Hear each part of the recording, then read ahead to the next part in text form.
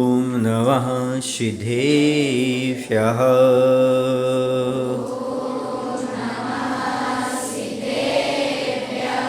ॐ नमः सिद्धेभ्यः।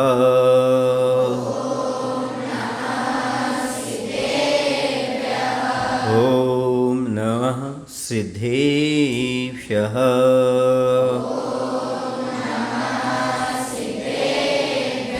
बोलिए अहिंसा परमो धर्म की, देवादिदेव श्री महावीर भगवान की।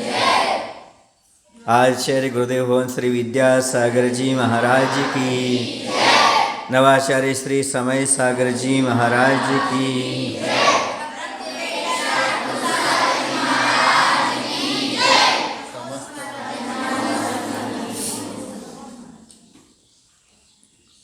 आज की अपनी बात हम एक प्रश्न से प्रारंभ करेंगे।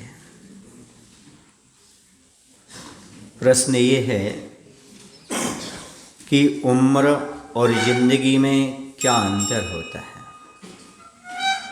उम्र किसे कहते हैं और ज़िंदगी किसे कहते हैं। लगते हैं दोनों एक से शब्द, लेकिन दोनों में बहुत अंतर है। उम्र का मायना होता है जैसे तैसे अपनों के बिना, प्रेम के बिना, संस्कार के बिना जिंदगी को काट लेना, इसे कहते हैं उम्र को बिताना। और संस्कार के साथ, प्रेम के साथ, परिवार के साथ, अपनों के साथ जीना, इसका नाम है जिंदगी। जहाँ पर संस्कार हों, जहाँ पर प्रेम हो, जहाँ पर परिवार हो, जहाँ पर अपने हों, उनके साथ रह कर के जीवन को गुजारना, जीवन को व्यतीत करना, जीवन का आनंद लेना, जीवन को सार्थक बनाना, इसका नाम है जिंदगी जीना। बाकी जैसे तैसे जीवन मिला है सो काट लो, निकाल लो। भैया थोड़ी सी ज़िंदगी बची है, काट लो, निकाल लो, कौन किसका है, ऐसा कहते कहते, शिकायत करते करते, रोते बिलखते और सबसे बिलख जीवन जीना, इसका नाम है उम्र को काट लेना, उम्र को व्यतीत करना। आप लोग उम्र में हैं कि ज़िंदगी में हैं? आप कभी भूलकर भी उम्र को ना काटें, ज़िंदगी को जीना सीखें। ये आपके लिए बहुत लाभदायक है। उम्र कटना बिना प्रेम के और ज़िंदगी जीना प्रेम के साथ, अपनों के साथ। याद रखो, प्रेम हर इंसान की ज़रूरत है। मानो या ना मानो, ये बिल्कुल हकीकत है। प्रेम आज हर इंसान की पहली ज़रूरत है। बच्चा हो तो प्रेम चाहता है, जवान हो तो प्रेम चाहता है, बूढ़ा हो तो प्रेम चाहता है। बिना प्रेम के किसी का जीवन रसमय नहीं व्यतीत होता है, नीरस जीवन निकल जाता है। प्रेम के बिना नीरस जीवन होता है। जैसे फूल होता है, बिना खुशबू के हो तो उसका कोई महत्व नहीं होता, ऐसे बिना प्रेम के जीवन निकले उसका कोई महत्व नहीं होता। फूल तो वही है जो खुशबूदार हो, और जीवन तो वही है जो प्रेम की रस से भरा हो, रसदार है। अब प्रश्न ये उठता है कि महाराज अभी आप पहले प्रवचनों में कहते आए हैं प्यार छोड़ो, प्रभु आप प्रेम की बात कर रहे हो। हाँ, प्यार नहीं कह रहा हूँ, प्रेम कह रहा हूँ। आप लोग फैमिली समझते हैं? फैमिली किसे कहते हैं? स्पेलिंग क्या है फैमिली की? FAMILY।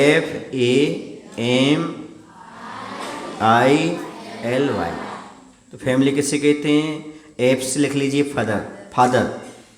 एंड से, ए से एंड, एम से मदर, और ILY का मतलब समझते हैं ना? हाँ, father and mother, I love you, इसका नाम फैमिली है। माता पिता मैं तुमसे प्यार करता हूँ, जिस घर में, जिस परिवार में माता पिता से प्रेम होता है उसी परिवार को फैमिली कहा जाता है। जिसमें हम दो और हमारे दो रहते हों उसका नाम घर है, और जहाँ पर माता पिता से प्रेम होता है उसका नाम परिवार होता है। यदि आप माता पिता से प्रेम करते हो तो आप फैमिली में रहते हो, परिवार में रहते हो, वरना मैं नहीं कह सकता आप रहते कहाँ। किन किन को है अपने माता पिता से प्रेम? जिनको अपने माता पिता से प्रेम है समझ लो से भगवान से प्रेम है। क्योंकि प्रेम क्या कर सकता है तू भगवान से, प्रेम क्या कर सकता है तू ईमान से, जब जन्म लेकर गोद में माता पिता की तू प्यार ना कर पाया इंसान से। जिसे अपने जन्मदाता माता पिता से प्रेम नहीं है वह ना ईमान से प्रेम कर सकता है, उन्हें भगवान से प्रेम कर सकता है। और जिससे माता पिता से प्रेम होता है वह माता पिता को देना चाहता है, लेना नहीं चाहता। ये नियम है। आप किसी से प्रेम करके देखना, उसे कुछ ना कुछ देने के भाव आपके अंदर पैदा होंगे। जिससे भी आपको प्रेम है उसे आप दिए बिना रह नहीं सकते। जिससे प्रेम नहीं है उससे दे भी सकते हो, नहीं भी दे सकते हो, लेकिन जिससे प्रेम तुम्हारे लिए है उसको कुछ दिए बिना तुम रह ही नहीं सकते। गिफ्ट शुरू हो जाती है ना, है ना, होती है कि नहीं हो जाती है? गिफ्ट, फिर लिफ्ट, फिर शिफ्ट। ये शुरुआत कहाँ से होती है? यहीं से। यही तो प्रेम की निशानी, और क्या होती है? पर याद रखो बंधु, मैं आपको जीवन में शिक्षाएं दे रहा हूँ। सबसे पहली शिक्षा ये बाद में दूंगा, गिफ्ट की, लिफ्ट की और शिफ्ट की। सबसे पहले प्रेम की परिभाषा बताना चाहता हूँ। प्रेम किसे कहते हैं? प्रेम शरीर से नहीं होता, प्रेम आत्मा से होता है।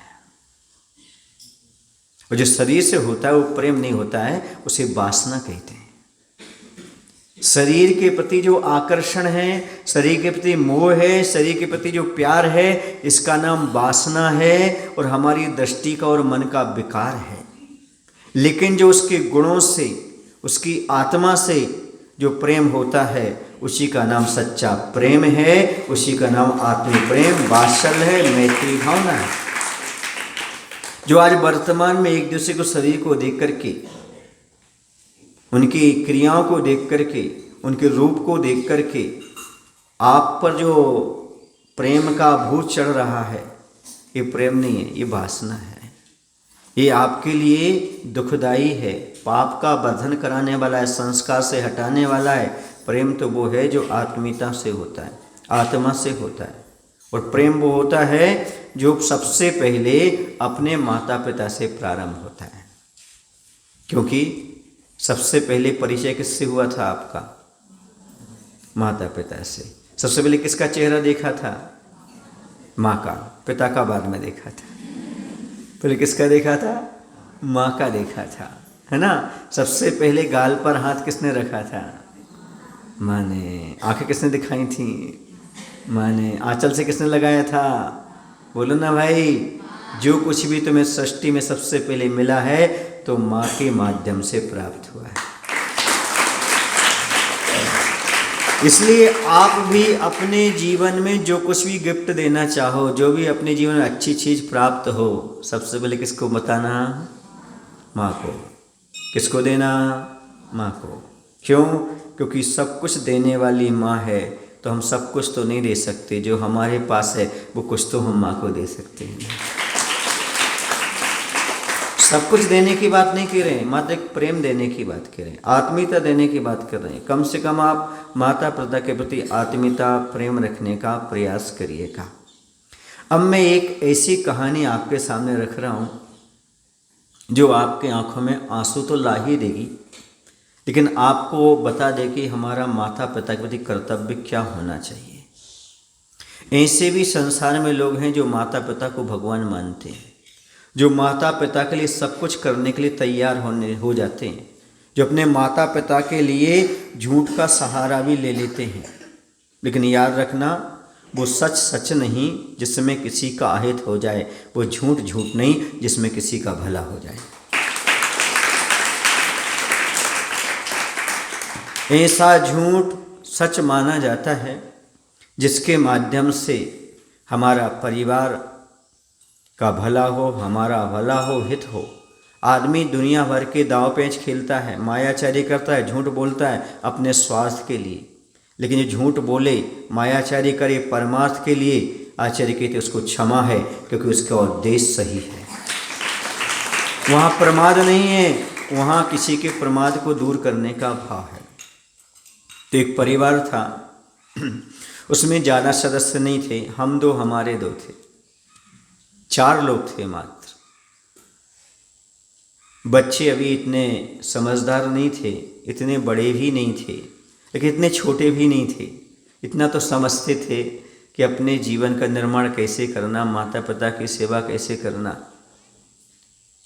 लेकिन क्या हुआ कि दुर्दिन ऐसे आए कि पिता का साया उन दोनों बच्चियों के सिर से उठ गया। अब घर में 3 सदस्य बचे, माँ, बेटा और बेटी। इतने बड़े नहीं थे बेटे बेटी जो कमा सकते थे, और पिता भी इतना छोड़कर नहीं गए थे कि बहुत कुछ किया जा सके। ऐसा हुआ कि माँ बीमार पड़ गई। अब माँ बीमार पड़ गई तो पैसे की ज़रूरत है, भोजन पानी भी चाहिए, दवा दारू भी चाहिए। अब क्या करें, किसी के सामने हाथ फैला नहीं सकते, स्वाभिमान है, भीख मांगना ठीक नहीं है।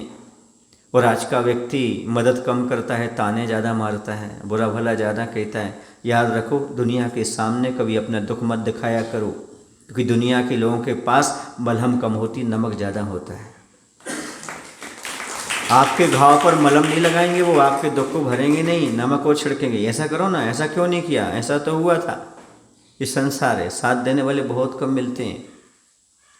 उनको एक तरकीब आई, क्योंकि नगर में एक घोषणा हुई, राजा ने घोषणा करवाई, क्योंकि उस नगर में बार बार चोरियां हो रही थी और चोर पकड़ में नहीं आ रहा था। राजा ने कहा, जो चोर को पकड़ करके हमारे सामने पेश करेगा उससे ढेर सारा इनाम मिलेगा, ढेर सारा धन मिलेगा।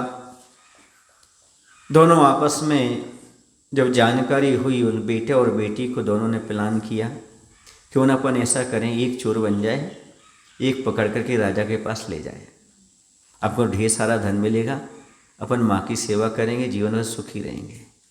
समझ आ रहा है ना? इसमें स्वाभिमान भी बचा रहेगा, अपना काम भी हो जाएगा। अब दुनिया चोर कहेगी तो कहते रहने दो, हमने तो भला किया, अच्छा किया है। कई बार होता है, कुछ लोग माता पिता की सेवा करते हैं ना, तो लोग कहते हैं, अरे भैया ये तो माता पिता को भगवान मान के बैठ गए, माता पिता ऐसा हो गया। ये दुनिया की आदत ही है। ध्यान रखो, आप बुरा कहोगे तो बुरा कहेंगे, अच्छा कहोगे तो भी बुरा कहेंगे। दुनिया की आदत है, वो हमेशा बुरा कहेंगे। और ध्यान रखना, जब तक तुम जिंदा हो जब तक निंदा है, और जब तक जीवित रहोगे लोग आपकी निंदा करते रहेंगे। नियम। इसलिए क्यों ना अपना कर्तव्य का पालन करते हुए जीवित रहें, क्यों ना अपनी माता पिता की सेवा करते हुए, कर्तव्य का पालन करते हुए हम निंदा सहन करें। गलत कार्यों से तो हम बच जाएं, अच्छे कार्य करें। और याद रखो, जो बुजुर्गों की सेवा करते हैं वो गलत मार्ग पर बढ़ ही नहीं पाते हैं। ये नियम है, सेवा का एक परिणाम है, बड़ों की सेवा का एक आशीर्वाद है, प्रतिफल है। वो गलत रास्ते पर कहीं पहुंचते ही नहीं है। और उन्हें क्या किया, बेटा कहने लगा, मैं चोर बनता हूँ तो हमारे राजा के सामने बहन से कहा, तुम पेश करना और पैसे ला करके माँ की सेवा करना।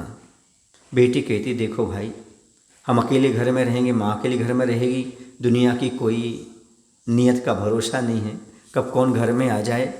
और आप अच्छे से सेवा कर सकते हो, मैं जेल में सुरक्षित रहूँगी, आप यहाँ अपने माँ की सेवा करना, बाजार जाना, दवाई लाना, सब कुछ करना। भाई को वही बात पसंद आ गई और बहन के हाथ बांधे और राज दरबार में ले गया।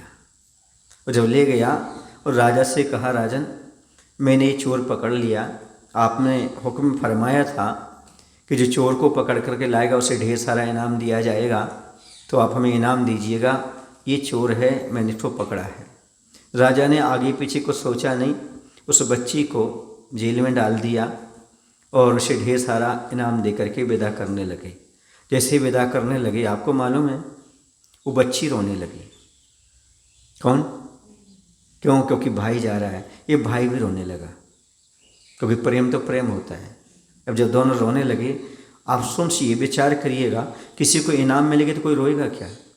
और जिस चोर को छोड़ के जा रहा है उस चोर को बार बार देखेगा क्या?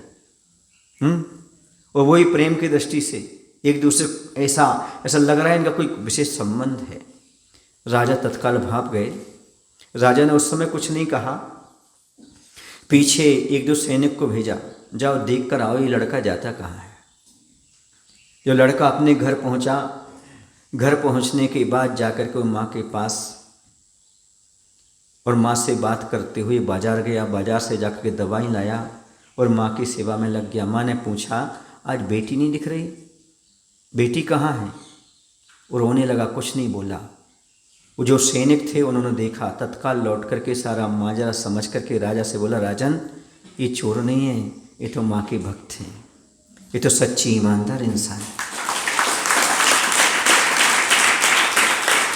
इन्होंने ये जो चोरी का नाटक किया है, ये स्वाभिमान की ज़िंदगी जीना चाहते हैं, किसी के सामने भीख नहीं मांगना चाहते हैं, अपनी माँ की सेवा भी करना चाहते हैं और ईमानदारी के साथ जीवन जीना चाहते हैं, इसलिए इन्होंने नाटक किया है। ये जो बहन है ना, ये दोनों रियल हैं भाई बहन।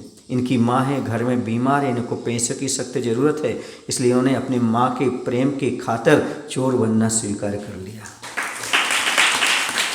जब राजा ने ये बात सुनी तो राजा की आंखों में भी आंसू आ गए कि हमारे राज्य में ऐसे भी माता पिता के भक्त हैं जो चोर बनने के लिए तैयार हैं पर माता पिता की सेवा करेंगे। उसने सैनिकों से कहा, उस बेटी को यहाँ लाया जाए। बेटी को बाहर लाया गया, बहुत सारा उपहार दिया गया और कहा, बेटी बस ऐसे ही चोरी करती रहो और अपनी माता पिता की सेवा करते रहो। बहुत सारा धन दिया, जीवन करके लिए आबाद कर दिया। बंधु, ये कहानी हमें बहुत कुछ सिखाती है। ये कहती है कि यदि दुनिया आपको चोर कहे तो कहने दो, आपको पागल कहे तो कहने दो, आपको सीधा साधा कहे तो कहने दो, आपको बुद्धू कहे तो कहने दो, पर याद रखो आप कर्तव्य से पीछे मत हटो, दुनिया से प्रेम मत करो। करना है तो अपने जन्म देने वाले माता पिता से प्रेम करो। वही आपके लिए जीवन का निर्माण करेगा, वही संस्कार से आपके जीवन को भर देगा और भविष्य में आपको ऐसे माता पिता मिलेंगे जो बड़े धर्मात्मा होंगे, पुण्यशाली होंगे, धनाढ्य होंगे। जिस कुल में जन्म लोगे उस कुल में तुम राजा की भांति पूजे जाओगे, सम्मान को प्राप्त होगा। जो इस भाव में माता पिता का सम्मान करते हैं वो जीवन में हर क्षेत्र में सम्मान प्राप्त करते हैं। मैं आपसे पूछना चाहता हूँ, दुनिया में आज रामचंद्र जी की प्रसिद्धि क्यों है?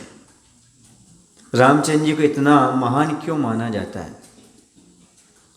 जैन दर्शन हो, हिंदू दर्शन हो, वैदिक दर्शन हो, सब जगह रामचंद्र जी को आदर्श के रूप में क्यों माना जाता है और मर्यादा पुरुषोत्तम के रूप में क्यों माना जाता है? इसका कारण क्या है? मात्र अपने माँ के पिता के वचनों के रखने के लिए, कैकेयी माँ, दशरथ पिता, उनकी वचनों की आज्ञा का पालन करने के लिए मात्र उन्होंने सुख सुविधा का त्याग नहीं किया था, घर का त्याग नहीं किया था, पूरे राजपाट को त्याग करके वनवास को स्वीकार किया था। तब आज इतिहास में वो जगत के पालनहारे हैं। जो माता पिता की आज्ञा का पालन करते हैं वो जगत के पालनहारे श्री राम बनते हैं। आप भी अपने जीवन में कुछ उपलब्ध करना चाहते हो, आप भी भगवान जैसे बनना चाहते हो, आप भी इस मानवता के सोपान को प्राप्त करना चाहते हो, तो सबसे पहला सीख लो, हमें प्रेम करना है और पहला प्यार माता पिता का होता है, उससे जीवन में कभी भूलना नहीं। बाकी सारे प्यार सेकंड हैंड है। सुने ना, पहला प्यार किसका है? अपने माता पिता का है। जो जीवन में पहला प्यार भूल जाता है उसे जीवन में कहीं भी चला जाए उसे प्रेम नहीं मिलता। ये फरेब है जिसे आप प्रेम करते हो, कहते हो, ये मजाक है। जवानी को जिंदगी का निखार कहते हैं, जवानी को जिंदगी का निखार कहते हैं, पतझड़ को चमन का उतार कहते हैं। अजीब सोच है दुनिया की बंधुओं, जो लोग धोखा देते हैं उसे लोग प्यार कहते हैं। ये प्यार नहीं, ये धोखा है। जो आपको धोखा देना सिखा रहा है, माता पिता से अलग करना सिखा रहा है, वह आपके लिए धोखा देना सिखा रहा है। धोखा है, ये प्यार नहीं है। प्यार तो उन माता पिता का निस्वार्थ भाव से जिनने तुम्हारी सेवा की। बोलो, जब तुम पैदा हुए थे माता पिता को क्या लेकर आए थे? परेशानी। बोलो ना, क्या लेकर के आए थे? कुछ लेकर आए थे, कुछ दिया था आपने। वो आपसे प्रभावित होकर के सेवा कर रहे हैं आपकी। बोलो ना, किस माध्यम से कर रहे वो? आपको अपना दिल का टुकड़ा मान करके कर रहे हैं। किस क्या करके? आप हमारे दिल के टुकड़े हो, ये मान करके आपकी सेवा कर रहे हैं। आपका इतना सारा परवरिश की, सारे की, कुछ तो सोचो, कुछ तो विचार करो। हमें अपने माता पिता को क्या देना चाहिए, क्या करना चाहिए, कैसे नहीं करना चाहिए। अब चलिए अपन 3 बातों पर चलते हैं। आपको प्रेम तो आता है करना, पर किससे करना ये हमने बताया। फिर भी कभी कभी होता है आप लोगों को और लोगों से भी प्रेम होता है। हाँ, भाई से भी होता है, नहीं होता भाई से, पड़ोसी से भी होता है, मित्र से भी होता है, सहेली से भी होता है। पर याद रखो, मित्रता करना चाहते हो तो बच्चियां बच्चियों से करें, बच्चे बच्चों से करें, ताकि अंदर विकार भाव ना हो और गड़बड़ी ना आए और बदनामी ना हो और समाज में इज्जत के साथ जी सके। बॉय फ्रेंड मत बनाओ, गर्ल फ्रेंड मत बनाओ। गर्ल गर्ल को बनाए, बॉय बॉय को बनाए, बॉय बॉय टाटा करके चली जाए, इतना पर्याप्त है। जो आप बहुत सारे बॉयफ्रेंड बना रहे हैं ये गलत कर रहे हैं, बहुत सारे गर्लफ्रेंड बना रहे हैं गलत बन रहे हैं। ये पाप का तरीका है। कई प्रकार से पाप को पूर्ण करना, वासना को पूर्ण करने की भावना है। यदि आपको मित्र बनाना है तो आप बच्चियां सहेली बनाएं और बच्चे मित्र बनाएं, उनका काम चल जाएगा। समझ में आ रहा है आप लोगों को? नहीं आ रहा है? क्योंकि दोस्त किसे कहते हैं? दो होकर अस्त हो जाए, एक हो जाए, उसका नाम दोस्त है। और 2 दोस्त जब एक होंगे, जब बच्चे बच्चे से दोस्ती करेगा और बच्ची बच्ची से दोस्ती करेगा। दोस्त दोस्त नहीं खुदा होता है। हमने सुना था कभी, दोस्त दोस्त नहीं खुदा होता है। ये तो जब दूर जाता है, बिछुड़ता है, तब मालूम होता है। जब बिछुड़ जाता है तब मालूम पड़ता है। और दोस्त कैसा होना चाहिए? आप समझ गए ना? को एजुकेशन के माध्यम से गड़बड़ी आ रही है, इसलिए आचार्य ने प्रतिभा स्थली का निर्माण किया है, ताकि को एजुकेशन समाप्त हो और मात्र बच्चियां बच्चे एक स्थान पर पढ़ें और अपने जीवन का निर्माण करें, उनका विकास हो। अब सुनिए, कभी भी अपने रियल भाई को छोड़कर किसी को गिफ्ट नहीं देना। क्या? अपने रियल बहन को छोड़कर किसी को गिफ्ट नहीं देना। पूछो क्यों? पहले गिफ्ट होता है, फिर लिफ्ट। पहले गिफ्ट दी जाती है, फिर धीरे धीरे लिफ्ट शुरू होती है। वो अपने घर बुलाता है, वो अपने घर बुलाता है, वो मोबाइल पर बात करता है, फिर होटल जाते, फिर यहाँ जाते, फिर वहाँ जाते, फिर घूमने जाते हैं। चलो अपन इतने वक्त यहाँ चलते हैं, वहाँ चलते हैं, पढ़ाई में। फिर क्या होता है? लिफ्ट शुरू, फिर उसके बाद शिफ्ट। माता पिता की जरूरत ही नहीं, शिफ्ट हो गए। तुम्हारा भी पैकेज है, हमारा भी पैकेज है, चलो अपन चलते कहाँ? बेंगलोर चलते, पुणे चलते, बम्बई चलते, दिल्ली चलते, वहाँ चल करके अपन फ्लैट लेंगे। बस चलो कहाँ पर? हाँ, पहुँचो वकील के पास, लिख लो, बस हो गया काम, लव मैरिज हो जाती है। ये धीरे धीरे शुरू होता है। पाप की शुरुआत ऐसे ही होती है। किससे? पहले गिफ्ट, फिर लिफ्ट, फिर शिफ्ट। पहले साथी, फिर जीवन साथी। सुन रहे ना? अब ध्यान रखो, ये गिफ्ट देने का प्रक्रम समाप्त करो। गिफ्ट देना है तो अपने भाई को देंगे, अपने परिजन को देंगे, अन्य किसी को देने का प्रयास मत करो। जीवन की निर्माण दिशा में बढ़ना चाहते हो तो समझो, आप गिफ्ट किसे देना चाहते हो, उपहार किसे देना चाहते हो, भेंट किसे देना चाहते हो, ये सोच समझ करके। और माता पिता को भी ध्यान देना है, बच्चे किससे गिफ्ट दे रहे हैं, किसको गिफ्ट ले रहे हैं। ऐसा नहीं महंगी गिफ्ट है तो आने दो आने दो आने दो, ऐसा मत सोचो, तत्काल वापस करो। नहीं, ये तुम कहाँ से लेकर के आए हो, पहले ये बताओ, ये किसने दिए तुम्हारे लिए। पूरी छानबीन करो उसकी, आई कहाँ से, ये मोबाइल कहाँ से आया तुम्हारे पास, ये बताओ, ये पर्स कहाँ से आया तुम्हारे पास, ये घड़ी कहाँ से आई तुम्हारे पास। और आजकल की तो बहुत सारी चीज़ें होंगी, मैं नहीं बता सकता कौन कौन सी चीज़ें होंगी। हाँ, क्योंकि ये लोग समझ लेते हैं उनको क्या पसंद है, ये लोग पसंद खोजता रहता है। हाँ, इसकी पसंद की ये चीज़ है, ये लेके चलो, वो तो ले लेंगे, वो तो ले लेगी, बस वो जा करके उसको दे देते हैं। उसी से सारी चीज़ें, उसमें कुछ लिखा भी रहता है ना, ये नहीं बताते क्या लिखा रहता है, आप समझते होंगे। और जो उसमें लिखा रहता है उसी से शुरुआत हो जाती है। आपने उसमें पढ़ा नहीं क्या लिखा था? सुनो सुनो सुनो, मैंने वही चीज़ भेजी ना, उसको खोल करके देखना, उसमें कुछ लिखा है। हाँ, वो कहता है सेम टू यू, बस हो गया सेम टू यू। फिर क्या जो लिखा था उसने भी कह दिया, काम बन गया। सही है ना? बोलो भाई, यही सृष्टि का क्रम चलता रहता है और इसी में फंसते रहते हो। एक बात याद रखना, जो शिकारी होता है वह जाल बाद में फैलाता है, पहले दाने का लोभ दिखाता है। दाने का लोभ आता है, जाल फैलाता है और उसमें आकर के वो फंस जाता है। वो पक्षी होता है, उस पक्षी को दाने का लालच तो दिखता है, प्रलोभन तो दिखता है, लेकिन जाल नहीं दिखता। ऐसे आज की बच्चियों के लिए गिफ्ट का प्रलोभन तो दिखता है, लेकिन शिफ्ट होने का जाल नहीं दिखता। यदि वह चिड़िया, वह पक्षी दाने के लालच में ना आए तो जाल में ना फंसे, ऐसे ही गिफ्ट में ना फंसे तो जिंदगी इनका बर्बाद ना हो। ये कहीं भी फंसे पर क्या करें, जवानी के पौधे में अनुभव के फूल जल्दी नहीं लगते। क्या कह रहा हूँ? जवानी के पौधे में अनुभव के फूल जल्दी नहीं लगते, और जब फूल लगते हैं तब बहुत कुछ लुट जाता है, समाप्त हो जाता है। प्रेम के नाम पर वासना पलती है, प्रेम के नाम पर पाप पलता है।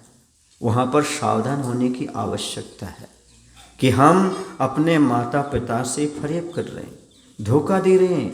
हम किसके चक्कर में फंस गए हैं? हम मात्र अब स्वार्थी हो गए हैं, मतलबी हो गए हैं, हम वासना के शिकार हो गए हैं, हम पाप की ओर बढ़ रहे हैं। ये ध्यान रखो, किसी भी मित्र से, सहेली से मिलो तो शरीर से नहीं मिलना, दूर से मिलना। यदि कोई आपको टच करता है, स्पर्श करता है, समझो ये वासना, ये पाप है, इससे हमें दूर रहना है। जो टच की परंपरा है, स्पर्श की परंपरा है, छूने की परंपरा है, ये भारतीय परंपरा नहीं है। यहाँ पर तो दूर से हाथ जोड़े जाते हैं। क्या हाथ जोड़े जाते हैं? ये भारतीय संस्कृति है। इसको अपनाने का प्रयास करो। किसी माध्यम से स्पर्श की परंपरा मत शुरू करो, ये आपके लिए आगे चल कर के बहुत गड़बड़ी में डालेगी। जो मित्र आपको स्पर्श करने का भाव रखता है वो प्रेम नहीं करता। आत्मीयता तो वो होती है, कहीं भी रहो प्रेम मिलता है, प्रेम लौटता है। यदि उसने आपको कभी स्पर्श करने का भाव रखा तो समझ लेना ये प्रेम नहीं, ये पाप है। ये आप माता पिता के साथ धोखा दे रहे हो, आप अपने साथ धोखा दे रहे हो, फरेब कर रहे हो। ये आपकी ज़िंदगी को बर्बादी का सूत्र है। इससे बचने का प्रयास करना, कभी भी इस चक्कर में मत पड़ना। अब थोड़ा सा और संकेत करता हूँ आपको, कर दूँ। मैं आपके लिए लक्ष्मण रेखा बनाना चाहता हूँ। लक्ष्मण रेखा समझते हो? किसे कहते लक्ष्मण रेखा? जो सीता जी की रक्षा करे सो लक्ष्मण रेखा, और जो आपकी रक्षा करे सो रक्षण रेखा। सीखे ना? सुनिए अब, इसके लिए मैं आपको बताना चाहता हूँ, यदि आप स्वयं अपनी सुरक्षा चाहते हो तो आप घर से कब जा रहे हो, इस टाइम का ख्याल रखो। कितने बजे जा रहे हो आप घर से, टाइम का ख्याल रखो। कितने बजे घर से जाना आपको और कितने बजे लौटना, ये सबसे बड़ी वक्त की पाबंदी। कितने बजे जा रहे हो, कितने बजे लौट रहे हो। अगली बात है कहाँ जा रहे हो, पहले तय कर लो घर से निकलते समय कहाँ जा रहे हो। ट्यूशन जा रहे हो कि बीच में फ्रेंड के पास जा रहे हो। देखो क्लियर कर रहा हूँ मैं तो, जो सही बात है सही बोल रहा हूँ। आपको बुरा लग जाए, अच्छा लग जाए, बुरा लगेगा तो सुधर जाओगे, मुझे पूरी गारंटी है।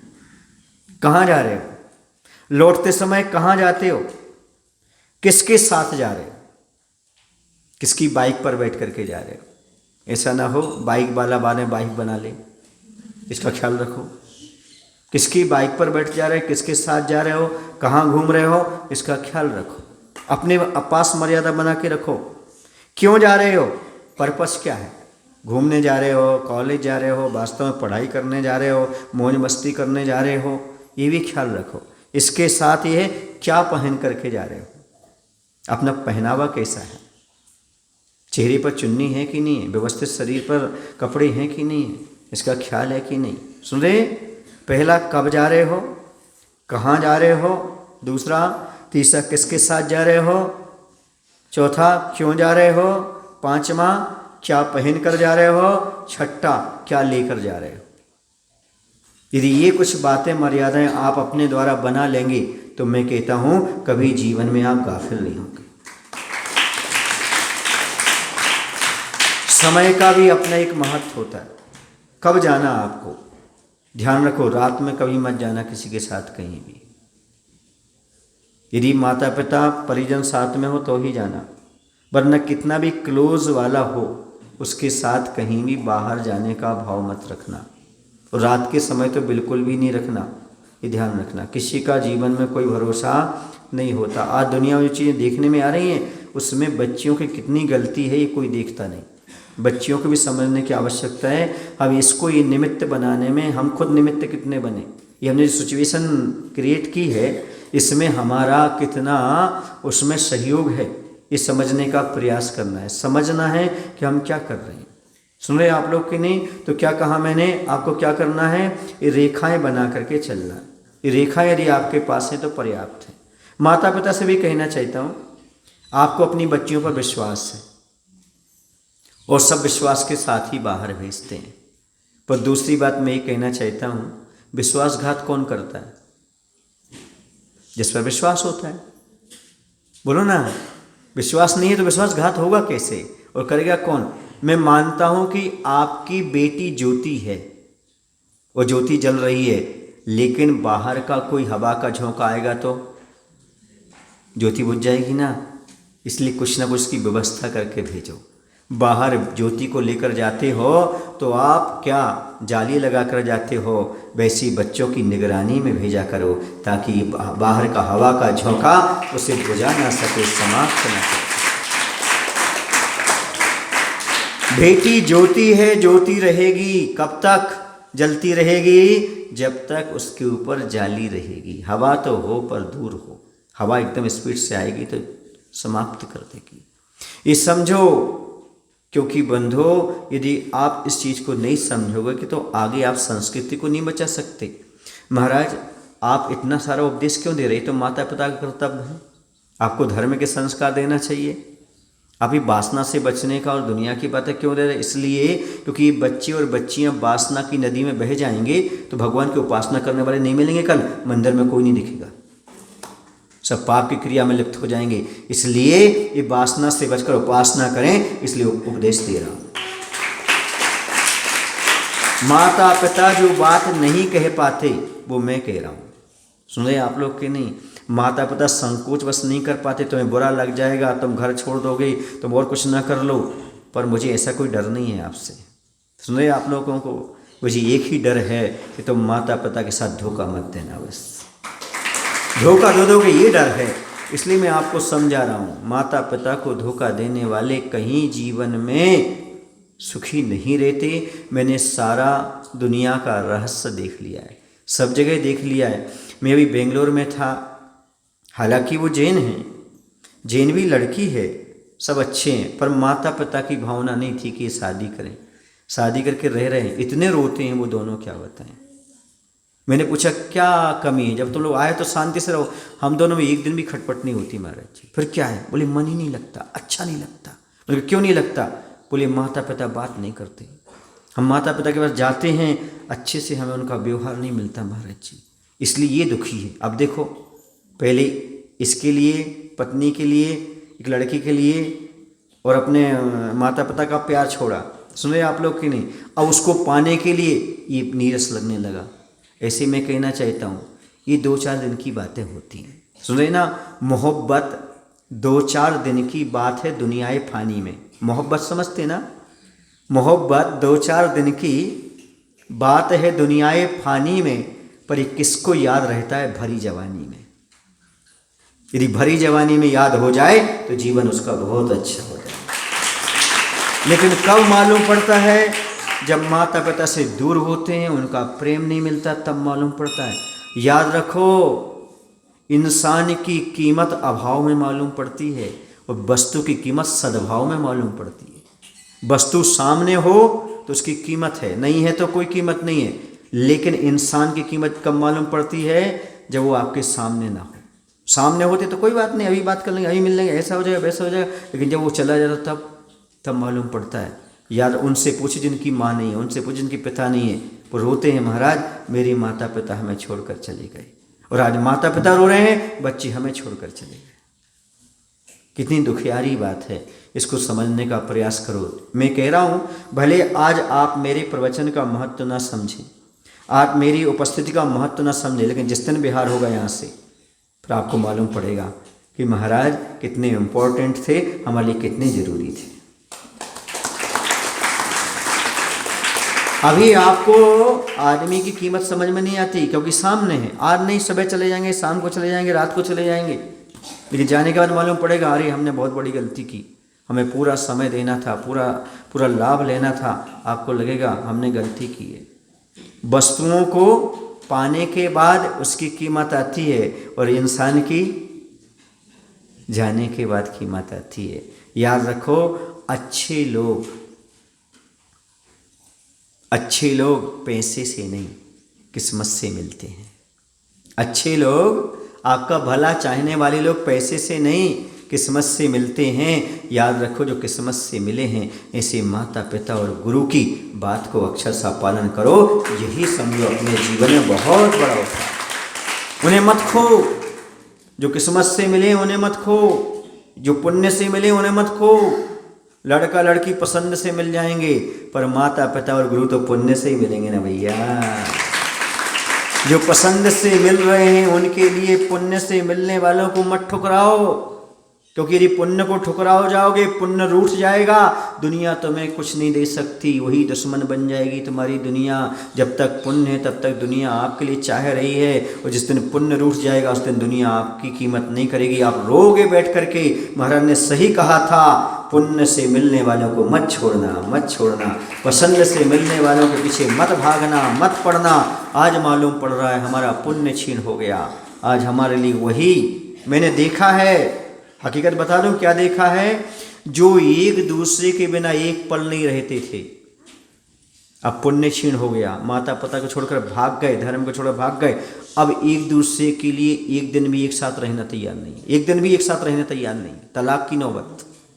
जो एक दिन भी, एक पल भी एक दूसरे के बिना नहीं रह पा रहे थे, पुण्य था, माता पिता से प्रेम था, धर्म से प्रेम था, जैसे ही छोड़ करके भागे वो जाकर शहरों में रह गए, अब एक दूसरे को देखना पसंद नहीं कर रहे। ऐसा क्यों हो गया? क्योंकि पुण्य रूठ गया तुमसे, धर्म रूठ गया तुमसे, प्रकृति रूठ गई तुमसे, देवता रूठ गए तुमसे, माता पिता रो रहे हैं तुम्हारे कारण। ये सारी बद्दुआएं तुम्हारे पास आएंगी, कभी तो सुखी नहीं रह सकते। आपको लगेगा कब हम इनको छोड़ करके चले जाएं। तो ऐसी नौबत आप लोगों के जीवन में ना आए, इसलिए करुणा करके मैं आपको 8 पौन घंटा निकाल कर उपदेश दे रहा हूँ। आप इस करुणा का सदुपयोग करिएगा और अपने जीवन को धन्य बनाइएगा। प्रेम कीजिएगा, अपने माता पिता से प्रेम कीजिएगा, अपने धर्म से प्रेम कीजिएगा, और अपनी संस्कृति से प्रेम कीजिएगा, और अपने रूल्स नियमों से प्रेम कीजिएगा। आपका जीवन बहुत उन्नति को प्राप्त करेगा। आज मैंने आपको प्यार करना नहीं सिखाया, प्रेम करना सिखाया है, और जिससे प्रेम हो जाएगा, 2.5 अक्षर का प्रेम, समझो से परमात्मा प्राप्त हो जाएगा, वह सच्चा इंसान अभी बन जाएगा। इसलिए प्रेम की भाषा को समझो। बोले महावीर भगवान की जय। आचार्य गुरुदेव भगवान श्री विद्यासागर जी महाराज की।